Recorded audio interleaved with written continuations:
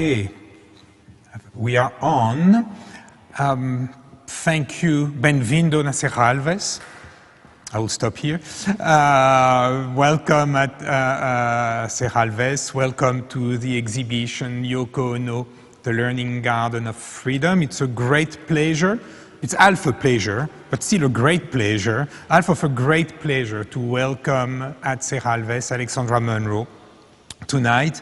Of course, Alexandra, you are joining us under very peculiar circumstances, the circumstances of our time. It would be way better for our audience, for ourselves, to be with you in the room. And I'm here in the galleries, actually, with my colleague Paola Fernandez, who's the curator of the show, with myself and with John Hendricks, who I believe is in front of his computer in Vermont, I think. But Alexandra, it's a great pleasure to have you here. In many ways, and serendipity was not, we were not able to control serendipity in this case, but the exhibition, the Yoko Ono exhibition, happened to address a lot of the issues, the questions, the challenges that were, that appeared during this strange time, during the pandemic. The question of the space between people, the importance of touching ourselves, touching each other, to be in touch with each other, the importance of breathing, breathing together, breathing under the same sky, breathing in the same room, and of course, on a different front, the political activism that has been for many years, from, I would say, from the get-go, at the center of Yoko Ono's work, and will be, of course, at the center, Alexandra, of your talk tonight. First, Alexandra, I need to say a few words about you, even though I don't think that you need any introduction. But one of the first thing I would like to say is that this exhibition, the Yoko Ono exhibition that we have here at Serra Alves, would not have been possible if it was not for the work that you have done for many, many years to open the door, to open the knowledge about artists from Asia, art from Asia, and the extraordinary work that you have done for and with Yoko Ono. A few words about you, more precisely. So you are, for our audience, you are senior curator and Asian art and senior advisor, global arts at the Solomon Guggenheim Museum and Foundation in New York. And you have been in this position since 2006. At the Guggenheim, you have organized major exhibition, groundbreaking exhibition. I will only name a few because we don't have time to name them all. Gutai, Splendid Playground, Liu Fan, Making Infinity, Psycho Kwang, I Want to Believe, Art and China after 1989, The Theater of the World, after our good friend's work, Wan Yongping, an exhibition that you curated also with Uonru and Philippe Tinari. Your exhibition, Yes, Yoko Ono, in 2000, organized while you were at the Japan Society in New York, has been, I think, for many curators, many scholars, an eye-opener. And it's been an exemplary work of scholarship in order to reveal the work of Yoko Ono, and I think a source, a very important source of research for curators looking into Yoko's work. As was, of course, your 1994 exhibition, Japanese Art After 1945, Scream Against the Sky, I do that every morning, thinking of you. I scream against the sky. But all that to say that we are extremely privileged to welcome you and very thankful that you are spending a few moments with us and sharing with our audience your expertise. Thank you so much. Thank you so much.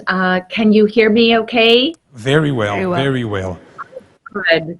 Well, thank you, Philippe, for that extraordinarily generous introduction. I want to thank you for your inspiring work, and you have been a fellow advocate and revolutionary against the canon of entrenched modernism and Western art with your extraordinary shows, including Huang Yongping, among many, many others. And I'm so excited that in your first or second season at Cidades that you have selected Yoko Ono. And I want to congratulate Paula on your project of curating this exhibition. It looks beautiful. It's one of my favorite half rooms in the world. And I also want to wave hello to John Hendricks, my collaborator in so many projects, who really opened my eyes to the urgency of the world needing to know what Yoko Ono did across so many dimensions and media of her life and art and work. So thank you, and as always, with any work I do with Yoko, I dedicate this to Yoko, and I love you, Yoko. Yoko taught us how to love. She teaches us how to love. So why don't we start with the first slide? First slide, please. So the subject of my talk today changed when I was first invited to speak in conjunction with this exhibition. There were various topics that Philippe and Denise and Paula and I discussed, but when the date moved, there was only one topic that we had to do, and that is Yoko's political activism. Next slide, please. And this became very clear in late August when the Metropolitan Museum of Art did, I think, their most brilliant stroke of curatorial vision, which is to open after 7 months of unprecedented closure due to COVID with 2 banners on the facade of the museum. They are not announcing an exhibition. They are announcing an idea. They are announcing an instruction from Yoko Ono. And that instruction is dream together. And coming at this moment in New York City's history, in the United States history, and in the world history, there is nothing more prophetic or more political than these 2 words from Yoko in our city. We have seen our institutions bludgeoned economically and socially and culturally and ideologically by what has transpired in the last several months. We have seen our museum staff divided. We have seen our city divided and also united in a dream for a better world, and our staff united in a dream for better museums in the future, more equitable museums, equitable to our publics, equitable in what we present to our publics, equitable in the way we think, equitable maybe in the way we dream together.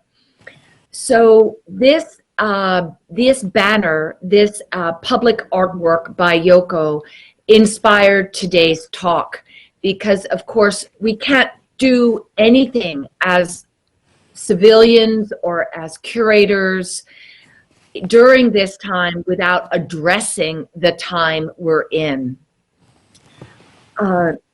Next, please. Next. So I am going to argue today that Yoko's political activism, her protest art, is deeply rooted in a philosophy and also in a delivery system that goes back to her very earliest work in the late 50s and early 60s as an artist, a poet, a performing artist, a visionary, a radical in downtown avant-garde circles in New York City, and also the avant-garde circles of Tokyo, where she also spent time in the early 1960s. This was a group that was inflected by the thinking of John Cage, by Dadaist antics, and of course by George Maciunas' Fluxus movement, which was radically democratic in its idea of art can be performed by any person for the betterment of society, that art is fundamentally a social act. And being an artist is fundamentally a social act. But for Yoko, next, that social act was always began with a mental act. And it's that mental attitude and the communication of that mental attitude that drives her political activism and informs so much of her work. We are reminded that Yoko is a poet. She is an artist who makes objects, who makes paintings, the first to make language art, the first to do installation art, among the first generation of artists, including the room where Paula and Philippe are sitting right now. One of the first artists to work with experimental film, presenting the medium of film itself as the work of art. She was one of the first to use and kind of combine rock and roll with a social and political and avant-garde message and methodology. She was the first to take words into public spaces as public art, what has become public art, including the work we just saw at the Metropolitan Museum of Art, and many other areas that I have argued Yoko was the prescient innovator behind art forms, as well as the ideas that shaped 1960s radical avant-garde culture internationally. And she has continued to defy norms, continued to defy convention. She now uses social media. She uses technology. She uses light, she uses space, she uses the universe as her studio. And I know of any other artist who has had such a consistent outpouring of creative work, completely oblivious to any convention or critical or art historical norm, breaking through all of them. Starting in 1961 with this exhibition at George Maciunas' gallery on Madison Avenue in New York. And for this exhibition, she hung up some unstretched canvases, and on each of those canvases, she punctured it, in this case with a living vine, but in other case, she punctured it with ideas. She punctured it with fire. She punctured it with stepping on the canvas. She punctured it with water. It was in 1961, at the heyday of late abstract expressionism in New York City, a complete affront on the orthodoxy of modern art and its worship of the canvas and of the heroism of the artist. And in Yoko's case, she was present at this gallery, and she would take visitors around one at a time to talk through the instruction of that painting. So it was, next please, for painting in 3 stanzas, for example, it was as a label, you can see the little marks here, accompanied by this instruction card, which was first included in Yoko's, later included in Yoko Ono's Grapefruit, which is the anthology of instructions and writings. And this reads, "It ends when it's covered with leaves. It ends when the leaves wither. It ends when it turns to ashes, and a new vine will grow." And this is just one example of many of Yoko's early paintings to be constructed in your head series, or otherwise known as instruction painting. And what is fundamental for our discussion today is Yoko's optimism. I would say it is an optimism, a new vine will grow, combined and grounded in a brutal reality. Yoko speaks of love, she speaks of social transformation, but the only reason that love and that social transformation is possible is because she has lived through and confronts reality head on, with no elaboration. It turns to ashes. Yoko is not regretting that it turns to ashes. She is not nostalgic about when the vine was covered with leaves. It is all facts. And it is her acceptance of the fact of reality, of political systems, of history, of gender inequalities, of war, of forces far beyond any single person to control, that allows her to have this optimism. So I start today's lecture with this work because it can remind us of Yoko's methodology of using language, using optimism for her particular kind of political activism that is geared towards social transformation for the better. I want to say it's not about progress. We've all had a lot of discussion recently how modernism is tied to this false and not false, but not complete idea of progress. The Enlightenment era, the modernist dream, including avant-garde art, was all originally couched in this promise for a very linear teleological progress towards betterment of society, towards the uplifting of poverty, towards democracy for all, whatever those political promises may have been. Yoko is outside of that teleological modernist construct. It is transformation of society through the practice of art and through the contemplation of the potential of the individual human being to contribute to a better society through the act of imagination. Act of imagination. They're not separate in her mind. Next.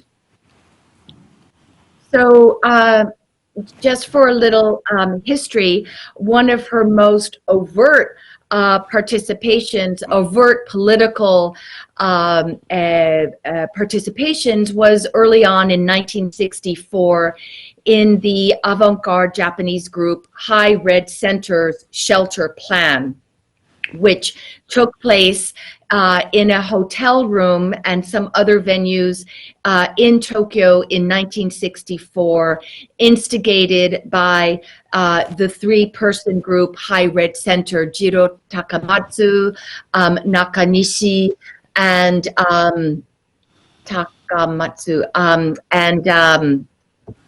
Jiro, sorry, I'm forgetting right now. Three of the great conceptual artists of the early 1960s. And they invited Yoko Ono, who was then in Tokyo, and Namjoon Paik, who was then in Tokyo, to participate in this completely nonsensical act of measuring your own shelter in the case of an atom bomb explosion.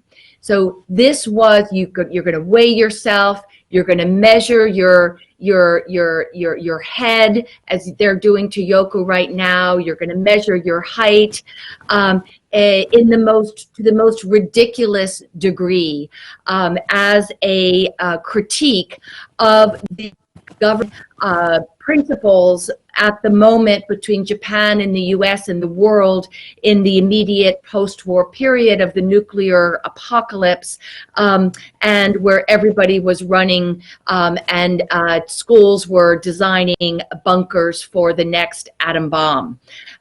So we have to remember that Yoko was a child in World War II. Her family fled Tokyo during the periods of the most intense firebombing in the history of human warfare, perpetuated by the American and Allied military over Tokyo and many, many, many other cities across Japan, compelling the Japanese to finally surrender, but only with the dropping of not one but two atom bombs, because the oligarchy running Japan at that time still believed, even after the first atom bomb, that maybe the Japanese could invent the same of armory and keep on fighting. You know, this is 5 and 6 months after Hitler's death and the defeat of Italy. So, you know, Japanese government at that time was sort of living in La La Land, but as a result of that political miscalculation, the atomic bombs were dropped on Hiroshima and Nagasaki in August of 1945. Yoko knew this. Yoko was part of this. Yoko remembers this. Yoko was traumatized by this. Yoko is part of a generation, as these artists were, her colleagues across East Asia, who were deeply affected by the prospect of complete annihilation. Next. Another work that Yoko did during her stay in Japan in 1964 and later performed at Carnegie Hall in New York speaks to Yoko's feminism, which I think is also one of her most radical and early lines of offense.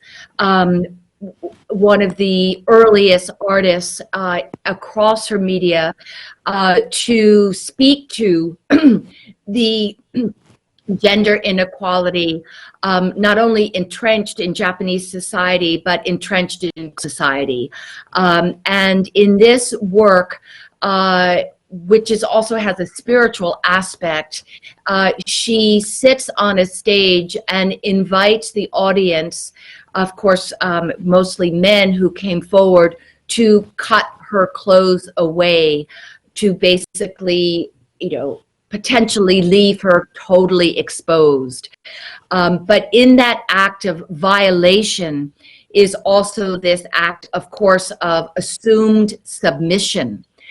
And that submission, of course, is usually happening to women in the complete privacy of their domestic violence, or in the privacy of walking down a street, or in the privacy of a complete subjugation. But she is exposing that subjugation, exposing that violence viscerally and literally by having her clothes, that sexual connotation, but also with the connotation of her dignity.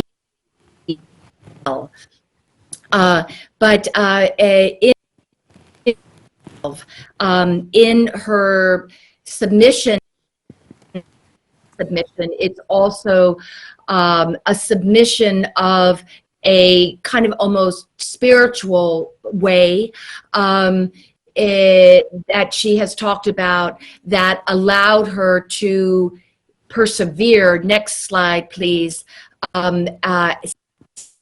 Through and literally transcend the violence that she was inviting against her. Can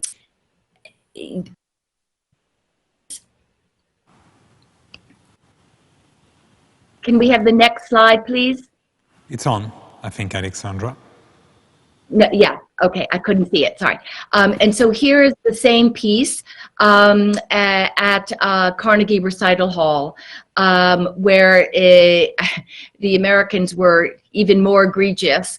This is really considered a work now, 1965, one of the icons, one of the touchstones, one of the primary and most radical works of feminist art and also feminist performance in the history of feminist art and performance art globally.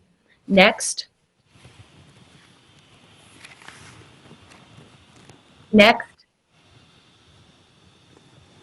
Next one.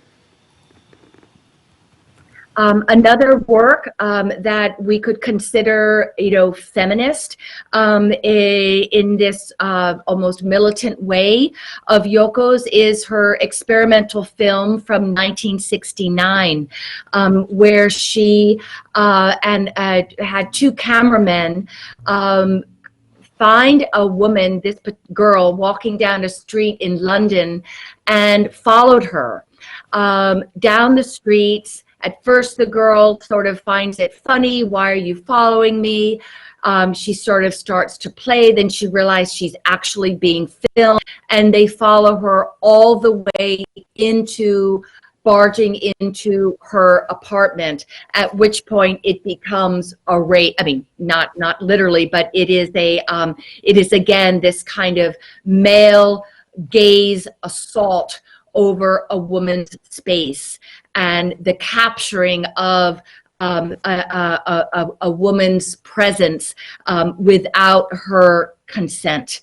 I mean, even the language I'm using to describe this is so contemporary, and we didn't have that language. We didn't have the word consent in 1969. So this is a work of highly experimental filmmaking on its own right, while it is also a social document, and while it is also a document of violence that is perpetuated in our societies, even though it looks somewhat innocent and might have a pretty face. It is actually this reciprocal violence, assault on a woman's identity and space, and peace of mind and safety. Next.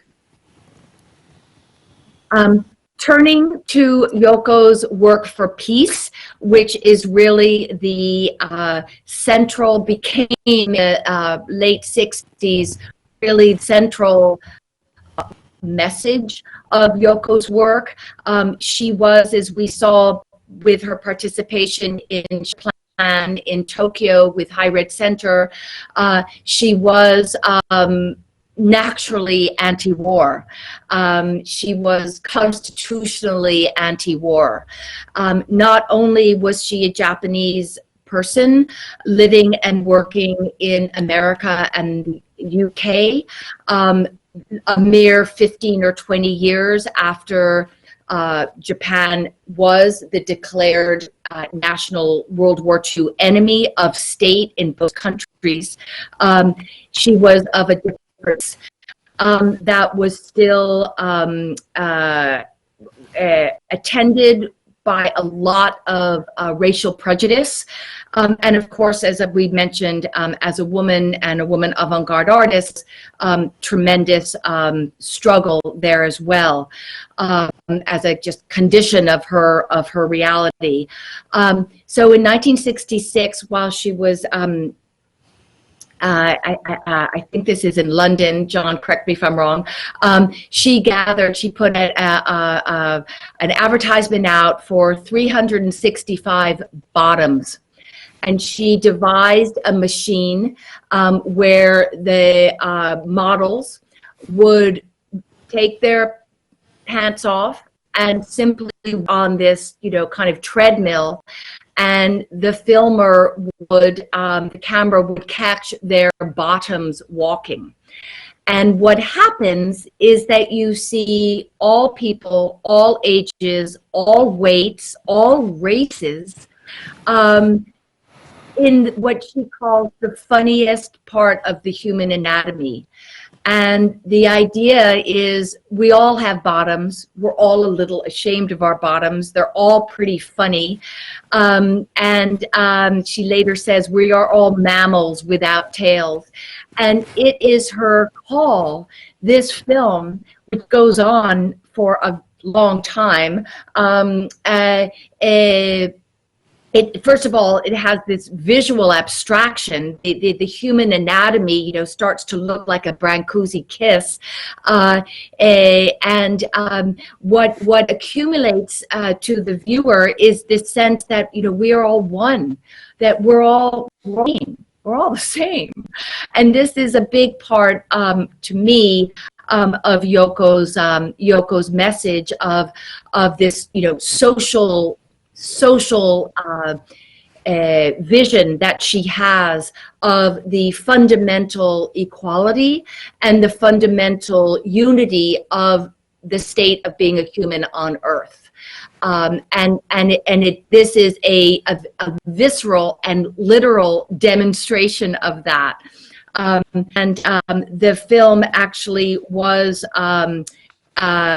accused of pornography and was not allowed to be shown initially at its original screening, but has since become, again, not only an icon of the peace movement, but one of Yoko's most prized early experimental films, and one of the most important early films in the history of experimental film of the 1960s. What next, please?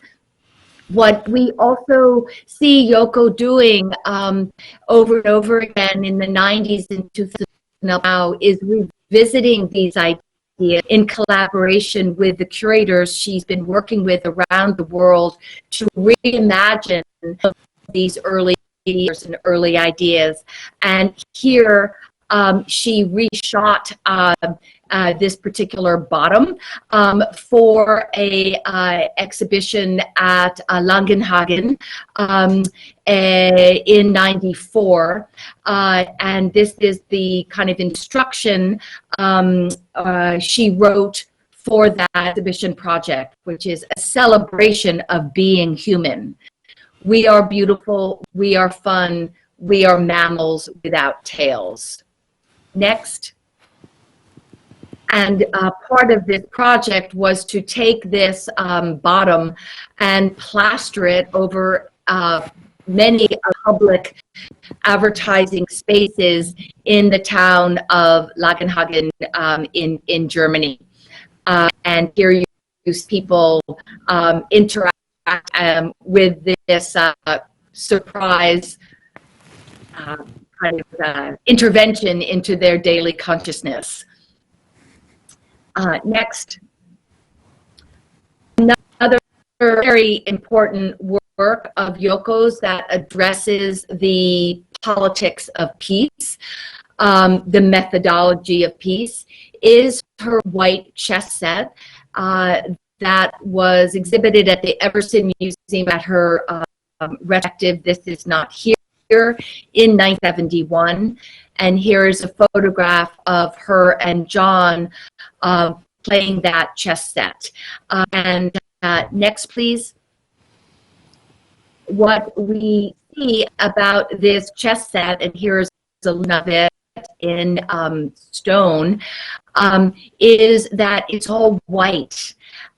Chess is a game of war, and considered historically with its origin in Asia and Arabia, a game of strategic warfare. Kings and military leaders for thousands of years have looked to this game to hone their military strategic thinking. And Yoko eviscerates all of that by turning the opponent into oneself and turning oneself into the opponent, so that the opposition that is, and the adversarial strategy that is the core of the game of chess disappears. And what you're left with is what she says here on a plaque that she tacked on to the original white chess set is, "This is chess for players as long as you can remember where all your pieces are." And of course, I don't even know if the champion chess players could remember that. So it is all an invitation to dissolve the boundaries that divide us.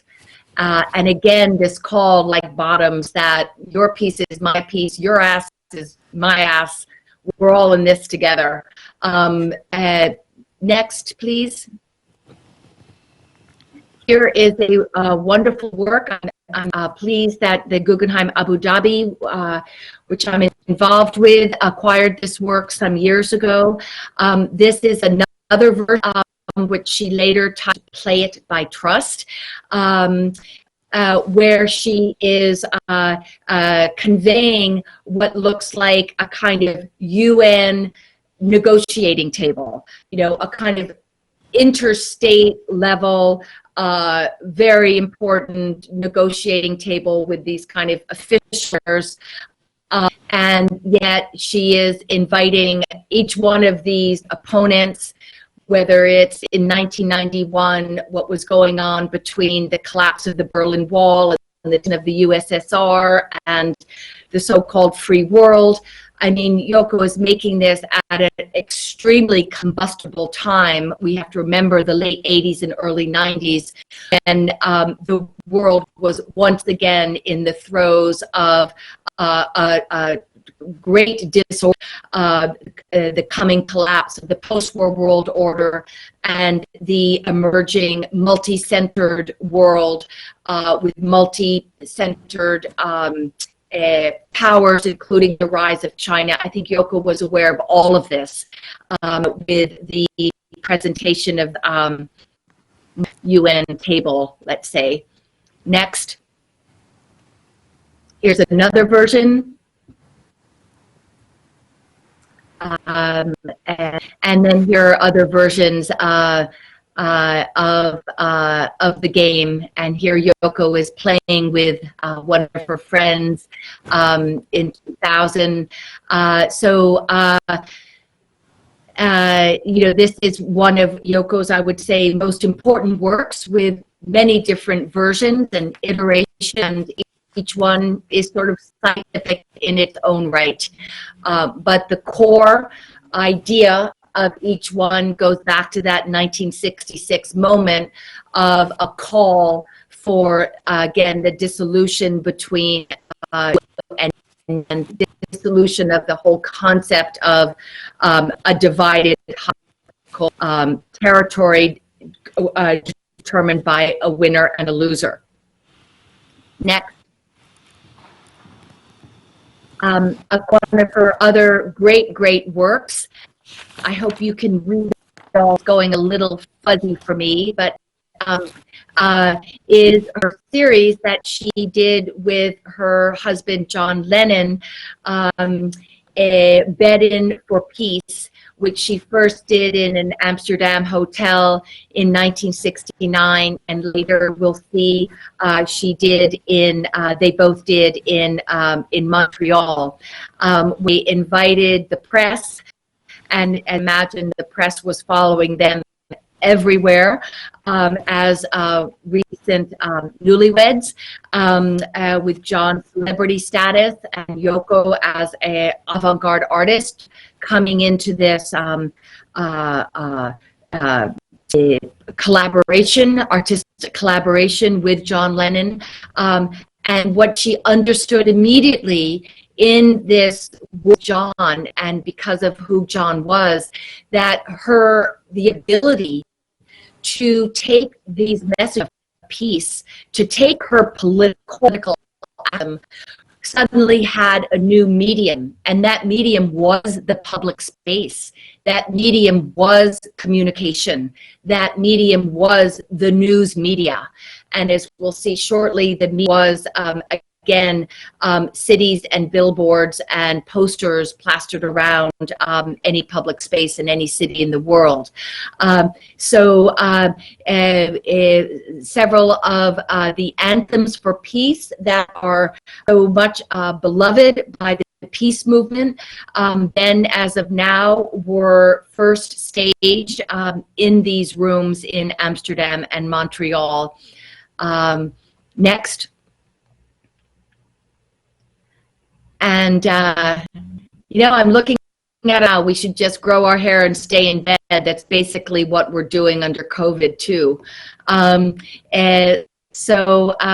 What this is really is also we start to see, this is about love, right? This is about between John and Yoko and the use of love to change the world. And that's what the bed represents. The bed is home, the bed is love, the bed is love making, the bed is intimacy, the bed is marriage, the bed is, and again, sort of the act of imagine and the beginning of contact with another human being, change not only your life, but the other person's life and the lives of those around you. And of course, remember, this is happening at the height of the Vietnam War, and so which also had this whole dimension to it, which was very much the focus of the anti-war movement, which coined, of course, the civil rights movement in the United States and the student movement across the world, including in Japan.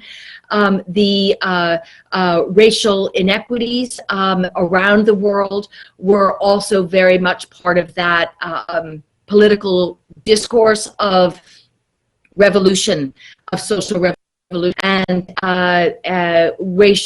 Yoko's racial identity as a Japanese woman, as a woman of color, as a person who had been the object of much bigotry as well as of wartime animosity. She was the person to convey this message to the world. I think the importance of that in their marriage as an act of, this is when intermarriage in some states in the United States was still illegal, racial intermarriage. So the radicalness of this on that level of social reality of the time cannot be underestimated. And again, I feel has new urgency in the context of the conversations we're having today. So we thank you, Yoko, for that. And here they are, Montreal. Next. What's also amazing is the amount of press they got. This goes on and on. It fill a room. Radio, TV, journalists from really all over the world, reports of every single language, reports in every single language. So, and this was really, I think, the first artist to as I said earlier, use the news medium, use communications technology as a medium of art itself. And next, that brings us to the next big project that Yoko and John did that Christmas. 12 cities worldwide is The War Is Over If You Want It campaign. Next, they bought billboards all over the world, and also sites for plastering different posts. Next, and what is important is the second line. I mean, again, height of the Vietnam War. There were plenty of other wars brewing at that particular time. A lot going on in the Gulf, a lot going on in Africa. This is the moment also of a lot of colonial struggle around the world. And it's if you want it. So again, going back to the I showed you from 1961, the act of wishing, the act of imagination, the act of realizing that wish in real time and space is what result is what produces change. Next, and these are just image next in every language. And then we see here going up to 1991 in Helsinki, this campaign has been revisited and restaged again as different parts of the world are struggling existentially with different wars emerging in their midst in the post-Cold War and globalization period. And all of this kind of culminated, of course, in the other medium, which I haven't spoken about, which is Yoko's music. Again, the Plastic Ono Band, which is regarded now as one of the most important antecedents to different types of radical music that later became more popular in the late 70s, a combination of punk and funk and rock and roll, combined with a very serious social and political message. And this brings to one of her most popular works that has been staged in many, many cities, thanks to John Hendricks, who has worked with curators all over the world to bring this work, to activate this work. And here she is in 1996 with one of the early iterations, if not the first, of Wish Tree, where the instruction is from Yoko to write a wish to paper and tie it to the tree. And of course, this references the Shinto tradition in Japan, where Shinto shrines are offered different kind of amulets and different stands on the grounds of most temple shrine grounds to for auguries, for working. It can be I want to wish the exam, or I want to have a baby boy, or I want to wish to have a baby boy. This idea of wishing and then tying your wish on your fortune that you would get from kind of method of divination. You tie that answer to your call for divination on me. And Yoko has transformed this tradition that goes back 1,000 years at least into a contemporary form of wishing and acting, and sponsored these trees now myself probably 10 times in 10 different venues. You would be amazed at what people write, and I'm sure you have one in Porto right now. It's extraordinary, and the biggest act is Yoko is asking for each of these venues to send their wishes to her, and someday she's going to do it with all of them, and it's pretty phenomenal. Next, But again, what's at the core of this is participation, right? Which I don't think I've spoken about enough, or that's actually a word that Yoko uses that is at the core of this methodology or delivery system that I'm referring to as so central to her political activism, is this invitation to participate. By wishing, you change. By change, your change becomes social and political, becomes a plat. Next. In right, you see the wish tree from the Guggenheim Museum 2017. This was during the inauguration of Donald Trump, when many museums across New York and other cultural institutions wanted to protest and mourn that particular historic transition, and we invited Yoko to make a wish tree outside the museum. That was up during a kind of this period that was called upon by a of activists and artists and museums participating in that act in February 2017. Next. Yoko has also been an astute observer of the tragedies unfolding in the Middle East, the Palestinian struggle, the endless territorial struggle, and we have to remember the 90s and early 2000s were times of tremendous violence, and most of it aimed at civilians, not only in the Middle East, but in the Baltics, and then, of course, in the early 2000s, spreading across Afghanistan and Pakistan as well.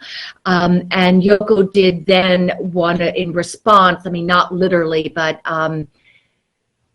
in this work of thousands of unnamed coffins made of very simple wood, but I believe is actually an Orthodox Jewish shape, simplest, most elementary, most ancient form of coffin, at least in the Western world. I don't have to reference, I happen to know that's an Orthodox coffin. But where she says here is instead of the head, where you'd see what she calls the face of the dead person, there would actually be a tree growing. So that goes exactly back to the vine will grow again. Next. You know, it's this acknowledgement, as I was talking about, the brute reality of war and the brute tragedy of violence, and yet always this hope. And then this is a work she did in Israel and the West Bank, where in Hebrew and Arabic and English, it's again this public art work call, this instruction for open window, just like open your window and look out. So this again was in a period of tremendous tension and violence between in this case, Jerusalem and the West Bank. This is a beloved project. People remember it. I have friends from the region who, you know, cry when they remember seeing this work, wherever they may have been. And so this is really, really important. Yeah, we're very, and here it is on the West Bank. So simultaneously installed. And then that brings us, of course, to what she did with Central Park authorities and Central Park Conservancy in 1985 in honor of John Lennon, right outside their apartment, the Dakota 72nd and Central Park West, which is a space for the antiques every year. John Lennon's death and John Lennon's birthday, October 9th and December 8th, our crowds who gather. Next, please, to call for peace. And again, it's through this of imagine back to their great imagine all the people. Next. And then is an extraordinary work that Yoko opened in 2007 at Reykjavik in Iceland. And it is a peace tower, the Imagine Tower. It again to anthem that she and John created in the early 70s. And this is literally a bolt of light. So this, again, example of working with this new technology, which is this kind of laser, the ability of light to pierce the cosmos, and it is meant to be seen, from all over the world, from eyes and by terrestrial beings, and it is literally a light ray of hope, a light ray to remind us to peace. Next, and it brings back to today, and call to about together is the call to action. Next. And here is my favorite saying I have often: a dream you dream alone is just a dream you dream together, reality. Feel this statement of Yoko's, where her politicalism lies. It is an activist that depends on participation. It can be mental participation. It can be actual participation. The mental begins with the mental intention. And by changing your intention, you can change the world. Thank you.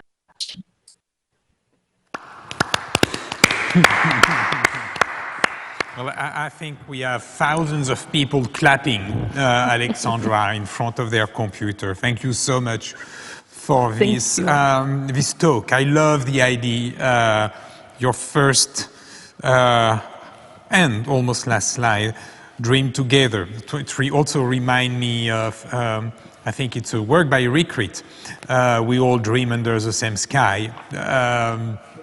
And it also reminds me, talking about him, how much her work that you have presented so well has been such an inspiration for other artists and other generation. And you remember, I'm sure like I do, how, and talking about Rikrit, central Yoko Ono was, I think it was in 2003 in Venice, in the Utopia station. That yes. I think for many of us has brought together different generations around all the ideas that you have just discussed. And I also want, I'm not sure I should thank you or blame you, but now I won't be able to see buttons without thinking of Brancusi. I have never thought about it. You see, it's like looking at the clouds, you see what you want. I see a cross, but that's my Catholicism coming back. But you're a modernist, you see Brancusi. It was, thank you again for this talk. There's one thing that I would like maybe you to say, and Paola, you might have also some question, but how do you, can you expand a little bit on the, for me, a piece which is very important is if you want it. This idea that our instructions are not authoritarians. They are, they give the audience, the voters, she puts everything in our hands with some trust. Yeah. Yes. Okay, so that's, and I actually want to read something that wrote what some of us consider sort of Yoko's early mano. But I would say, Philippe, that's something that's very radical in her work, because again, the modernist and really Western idea of art is that we present a dimension of reality or even a sort of emblem, agreed upon emblem of transcendence, like the cross, and it's sort of delivered. It's finished. It's finished. And your job is to pray at it or read it or, study it. Or put an L in it. But for Yoko, and I've written about this, I would argue, including the work behind you, every work is unfinished. The room is unfinished. It's left in your mind to finish that room. And everyone is going to finish it differently. And that's her point too. So let me read to you what she wrote in a speech she gave, or lecture she gave, excuse me, to the students of Wesleyan College in 1966. She writes, "The mind is omnipresent. Events in life never happen alone, and history is forever increasing its volume.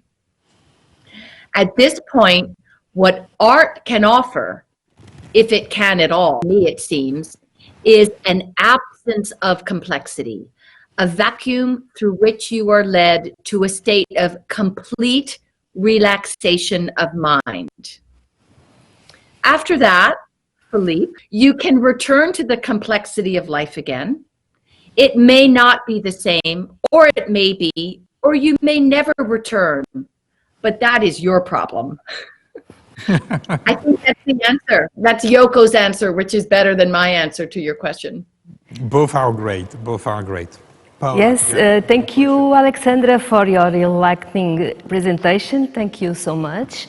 And I would like to return again to your first words, Dream Together and the instruction pieces, compiled in the Grapefruit book. The idea of a portable museum that we can find in that Grapefruit book, for me, was as well inspiring. We start installing the exhibition during or after the confinement. So we come to the museum and I have a big instructions to start and build. This is the power of the art, because the work is never complete. As I have to do the works, public should experience the works and finish the work following Yoko Ono instructions. This is the faith of Yoko Ono in the power of the art. Art is to push the mind to become an ultimate fabricator of truth. This is what is the work of Yoko Ono. So we experience that, and with the instructions and with the information she gave to us. Can you explain a little bit about the powerful of the mind and the powerful of the instructions? Yeah, thank you. Well, I think it's related to Philippe's question. And I love that you use the word fabricator. She actually has another text later on in life that she writes about fabricate. I think it's a really interesting word.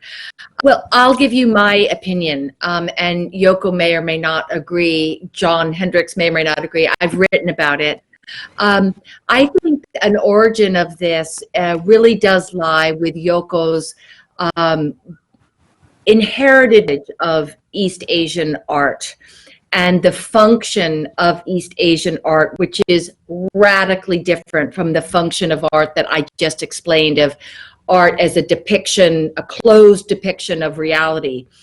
And in the East Asian culture that Yoko was raised in, very aristocratic family. She had access to the highest forms of Japanese art, seen through the lens of modernism, because her family was also highly cosmopolitan and very well educated.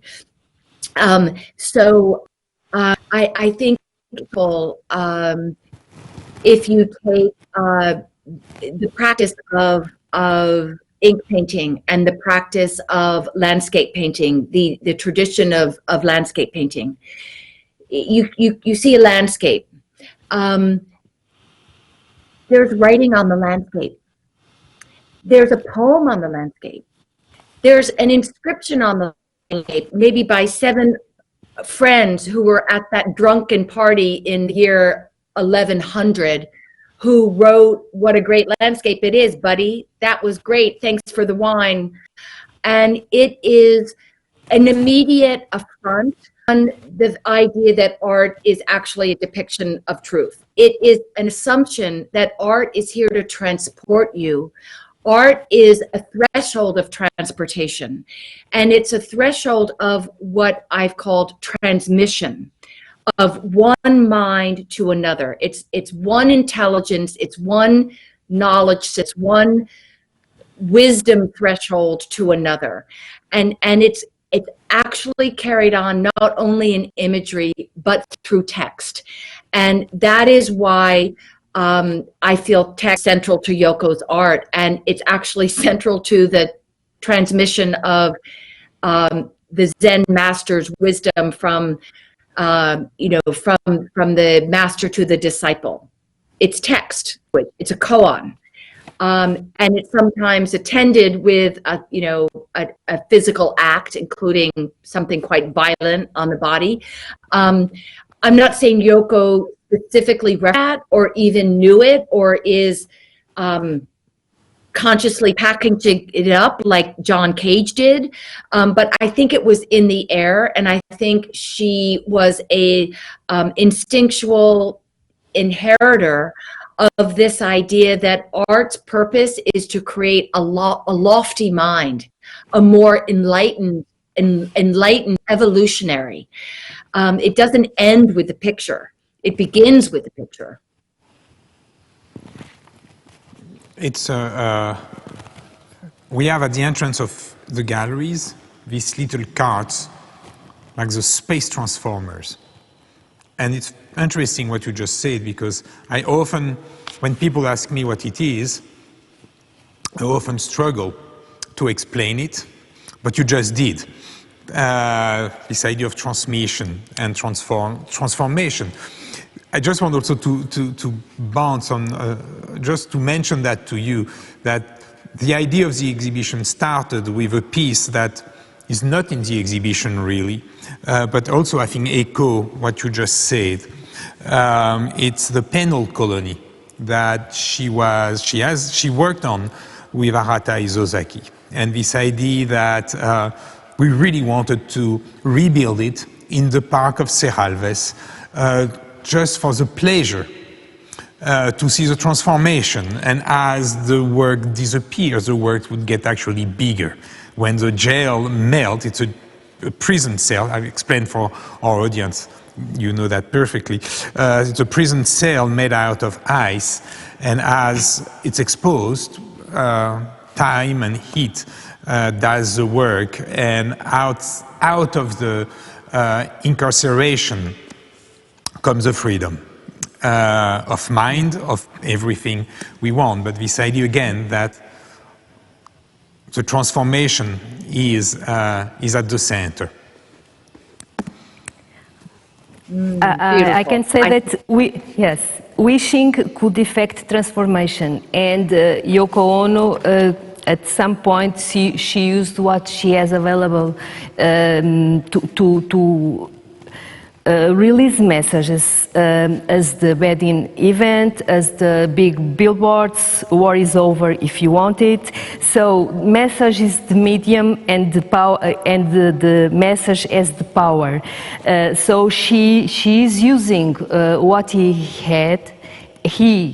she had to achieve a broader public, big audience, using also not a public space but a private space, like the hotel room in Amsterdam. This is very interesting because the bag was open. Unlike the performance bag piece, in that event she opened his bag to the public to achieve a big message against war. So this is very, very little things how can be worldwide dimension.